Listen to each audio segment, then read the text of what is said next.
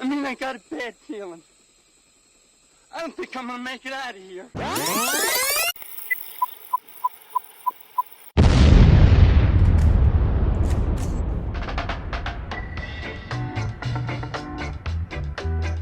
Welcome, everyone. It's Wednesday, August 10th, 2022.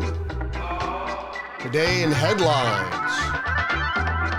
the judge who approved Mar-a-Lago warrant linked to Jeffrey Epstein and could be compromised by the FBI. Biden claims he didn't know about the FBI raid on Trump's Mar-a-Lago, reminiscent of Obama on Fast and Furious. Florida Governor Ron DeSantis derides FBI's search of Trump's Mar-a-Lago, vows to sever ties with the feds. The mainstream media says GOP outrage over raid will result in violence. I'll be talking about these headlines and more coming up right now. So the judge who okayed Mar-a-Lago's raid was an Obama donor and once linked to Jeffrey Epstein. Basically, once linked, he defended several of Jeffrey Epstein's lieutenants. My speculation on this that he's compromised, but the New York Post writes, the Florida federal magistrate judge who signed off on a search warrant authorizing the FBI raid of former President Donald Trump's Mar-a-Lago resort donated to Barack Obama's 2008 presidential campaign months after he left the local U.S. attorney's office to rep employees of convicted pedophile Jeffrey Epstein, who had received immunity in a long-running sex trafficking investigation in the financier. So that's where my thing, sources tell the Post as they go on, Judge Bruce Reinhardt approved the warrant that enabled federal agents to converge on the palatial South Florida estate on Monday in what Trump called an unannounced raid on my home. So it was reported that this guy defended several of Jeffrey Epstein's lieutenants in his pedophile scandal cases in Florida. So my thing on that is I believe that he's compromised and that he was forced to issue a warrant on this case. So most people are saying that this should have been kicked up to a higher level judge because it is a warrant on a former president's home.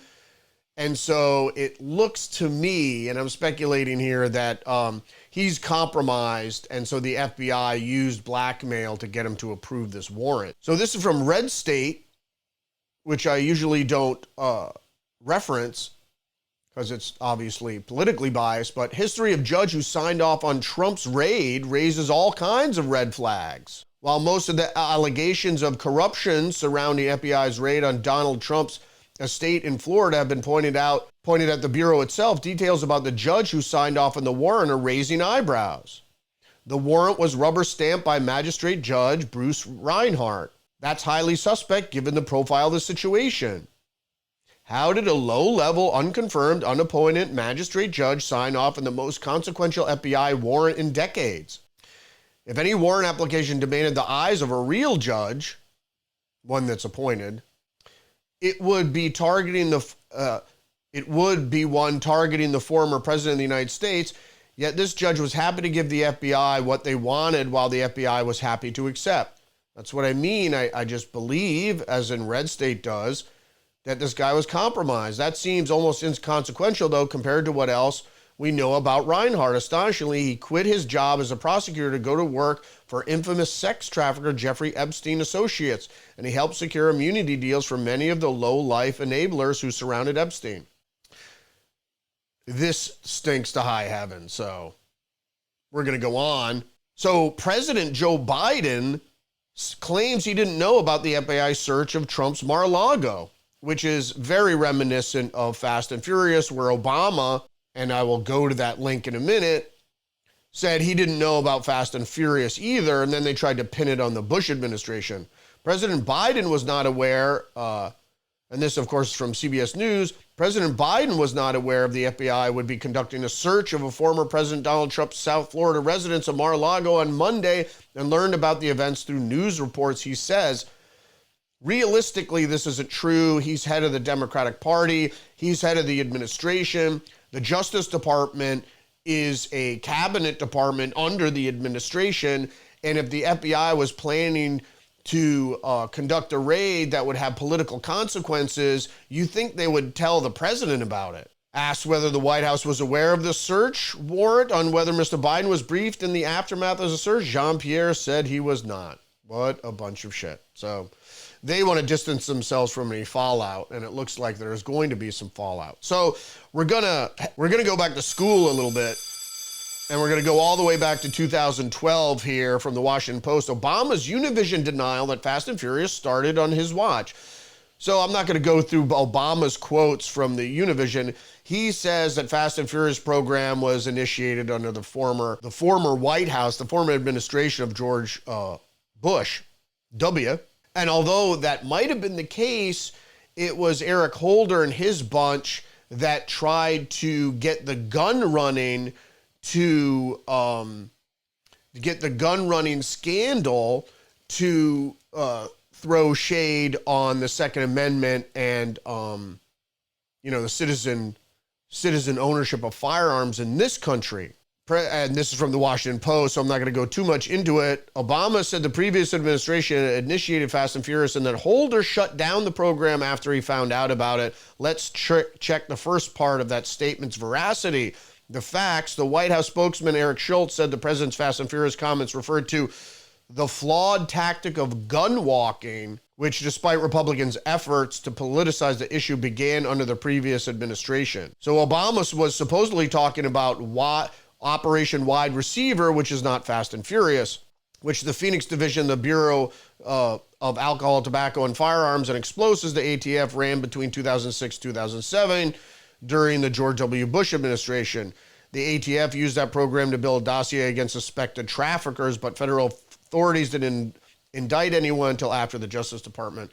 Roughly 1 month after the Justice Department decided to go forward with a prosecution, the ATF's Phoenix Division launched Fast and Furious again, using gun-walking tactics. The program similar to Wide Receiver, but it grew to involve significantly more firearms.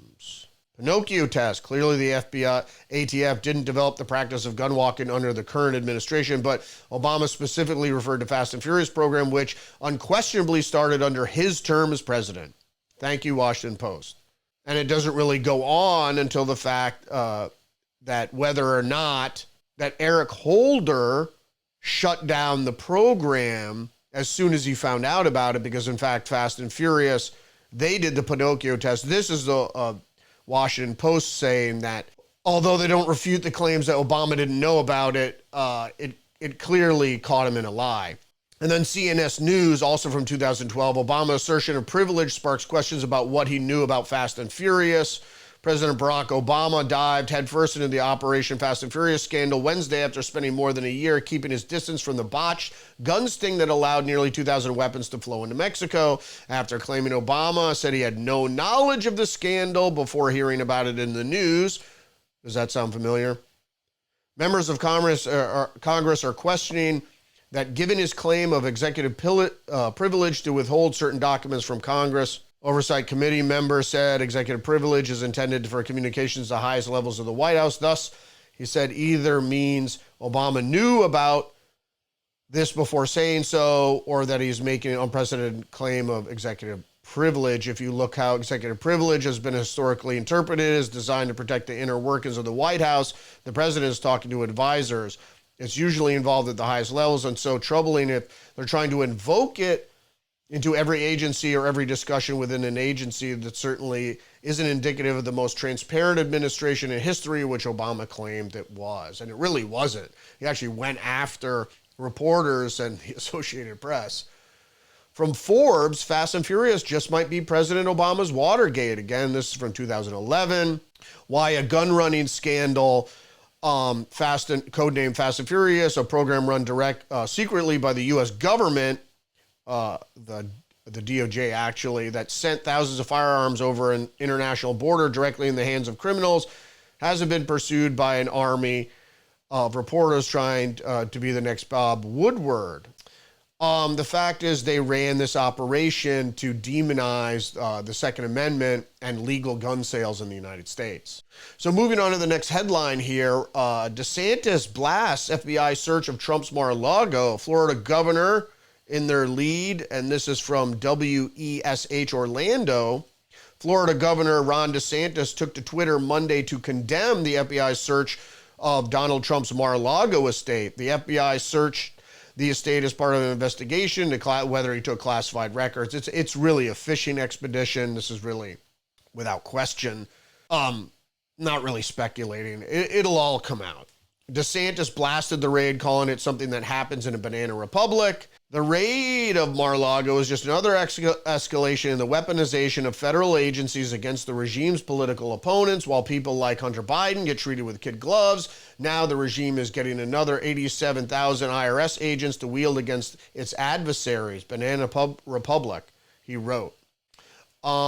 Yeah, and they were continually, as I pointed out in other podcasts, they were continually trying to make this a divisive issue of DeSantis running and primarying, running against Donald Trump in a primary and trying to make it this fake infighting, which doesn't exist because DeSantis is actually stumping for MAGA candidates, Trump-endorsed candidates, and here he's standing up for Trump, and I think he would back Trump if Trump ran, and unless something happened to Trump's campaign that he wouldn't enter the race. So moving along into some related news from the Washington Post once again in this article by Hannah Allam, simmering threat of violence comes to fore with search of Trump property. For months, right-wing agitators with millions of followers have peddled the idea that a moment was coming soon when violence would become necessary, a patriotic duty to save the republic. Only in the Washington Post that there's reporting like this. That is just, that's hyperbole in the lead. With the FBI search Monday of Donald Trump's compound in Florida, that moment is now, according to enraged commentators, all caps, exclamation pointed screeds, urging, so what are you looking on 4chan? Supporters of the, or Twitter, the former presidents to take up supporters of the former president to take up arms within hours of the search of Mar-a-Lago. Of course, Republican lawmakers, conservative talk show hosts, anti-government provocateurs, and pro-Trump conspiracy theorists began issuing explicit, thinly veiled threats. Like I always say, you don't know who's talking online unless you get some corroboration and you can actually attribute these statements to a Trump supporter or whatever. My wife heard from people at work that, is it time for the revolution? Anybody on the right, any Republican, any MAGA supporter knows that these kind of actions are counterproductive. These types of things, the raid on Mar-a-Lago is done by provocateurs. The FBI and the DNC here are the provocateurs. They're the one that are trying to provoke some sort of reaction out of the right. And of course, right on time comes an article from the Washington Post, which is just ridiculous. This is ridiculous. Extremist organizers have tried to hold on the momentum they built in recent years by finding big tent causes disparate factions could rally around, such as opposition to abortion restrictions. No, it doesn't say that. Such as opposition to pandemic restrictions, stop the steal, election denial, and an imagined socialist indoctrination. Is it really imagined? Indoctrination of school children. And it's not really socialist. We have some issues, me personally, but other people that in conservative circles have issues with critical race theory, which is really postmodern more than socialist.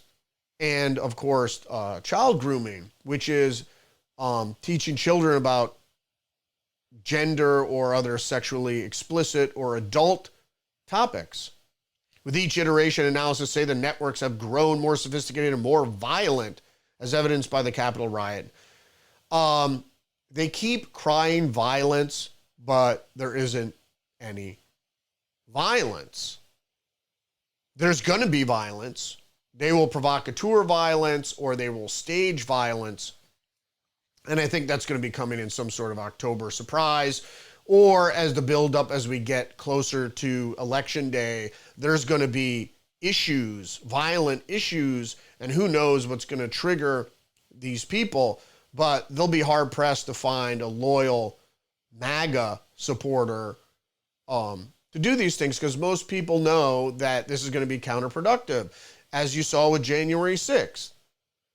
Most Trump supporters weren't involved in going into the Capitol. If you looked at the people that went into the Capitol, and you look at people that attend Trump rallies, you could see that they're different types of people. So you could do with that as you wish. But, you know, in some unrelated news, this is from Bloomberg, egg prices jump 47% as food inflation soars. And this is from yesterday, the 9th. Inflation is wreaking havoc on breakfast, with egg prices at grocery stores soaring a whopping 47% in July over last year, according to retail analytics. Well, I said this to a fellow colleague, and he snorted at me, "Where are you buying eggs?" It's just like, are you questioning that food prices are going up? It's just ridiculous. People just are in denial. Also from Bloomberg, robot arms are replacing shelf stockers in Japan. It's part of the robot takeover. Not surprising, is because that's why they're doing all this, because in the future you'll be playing video games because there'll be no jobs, not even in the service industry. What are we to think of this? So there was a compromised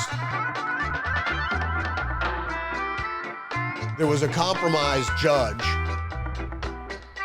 who was forced to issue a warrant that is going to have a great deal of political fallout. We have the administration denying any knowledge of it because they don't want to have this albatross hung around their neck, which it is going to be. And they thought it was going to help their political chances in the midterms. It's actually going to destroy them. Also, we have Ron DeSantis chiming in and once again taking the lead for states and saying maybe we need to sever ties with the federal Justice Department, and in particular the FBI. So we'll see what happens with that. Rudy's Revelation. Don't forget to like, subscribe, and comment. Let me know in the comment section if you have an issue, if you think I'm speculating, or you need me to add attribution to something I said. I can put links in the description. If you're not sure what the word notorious means, I'll put in a definition of that. And don't forget to follow me on Facebook, Twitter, Getter of Minds. We'll see you tomorrow. See ya.